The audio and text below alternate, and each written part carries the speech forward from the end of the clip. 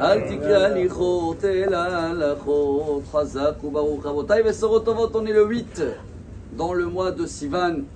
Le Rav Dessler il racontait que toute l'année on est comme dans un train et il y a chaque fois des stations. Déjà tous les Shabbats il y a une station, elle s'appelle Shabbat. On s'arrête, on se pose, après on continue, on reprend le train.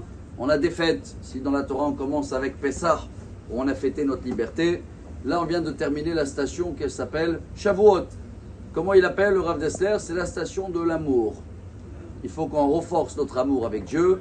Et cet amour-là, il a une conséquence incroyable. Je crois qu'on la sent, nous tous, Israël et même partout dans tout le monde. Dans le Talmud Shabbat, page 88, 89, là-bas la Gemara dit que Har Sinai, lama nikra shemo, Har Sinai, sheyarda sin'a la'olam. Pourquoi le mont Sinaï porte son nom? Sinaï, c'est la haine en hébreu. Parce que dès qu'on a reçu la Torah, la haine qui a démarré depuis Esav, Vaïstom Esav et Yaakov à la Brachot, parce que quand Yaakov il a pris les bénédictions, Esav un jour il a compris que le matériel, d'accord, tu l'as, c'est bien, c'est mignon, mais c'est une course infinie. Donc il a eu une haine, et cette haine-là, Rabotai, elle se développe non-stop. Si quelqu'un y croit que cet antisémitisme, appelé-là aujourd'hui, qu'elle démarre même avant Esav, hein, anti-Shem, on a vu, depuis Shem et Ever, Shem le fils de Noach. Si quelqu'un y croit que ça va aller mieux, pas du tout. Pourquoi? Aujourd'hui, le message pour nous, il est à l'envers.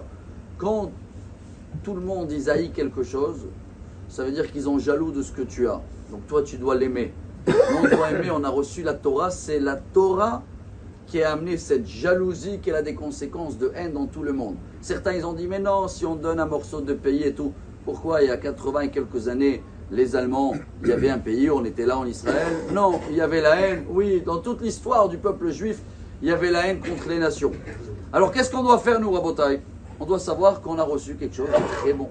On doit s'investir encore plus. Parce que c'est pas, il nous haït parce qu'on a des bonnes sociétés de technologie, ou des bons missiles, etc. Pas du tout, Rabotai. Dans le fond, même si eux, ils ne le savent pas, hein, c'est la Torah. Nous, on le sait.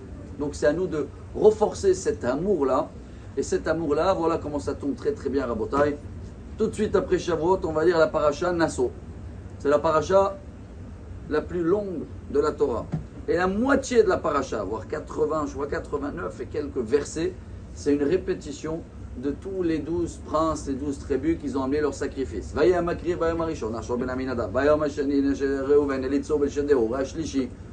Pourquoi nous laisser dans la synagogue encore une demi-heure ou 3/4 d'heure en plus pour écouter la même chose à la place de marquer dans la Torah, etc. C'est très bien. Voilà, Yehuda c'est le premier, tous les 12 tribus ils ont fait pareil. Pourquoi?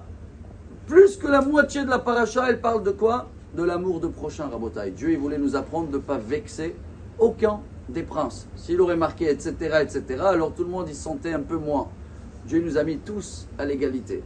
Donc sinon on veut que les gens autour de nous, ils vont nous aimer, ou les nations, même si ce n'est pas la mission, il faut d'abord s'aimer entre nous. Aimer entre nous. 2. Rajouter dans l'amour de la Torah, prouver à Dieu à partir de Shavuot que maintenant quand on reprend le train, prochaine station, Rabotai, elle est dans Tisha B'Av, hein, dans 2 mois, si Dieu veut que ce sera une fête. 3 mois après, Sliachot. 4 mois après, déjà, Oula, Rosh Hashanah, Kippour, et pour l'instant, une excellente journée. Amar Rabbi Lazar, Amar Rabbi Hanina.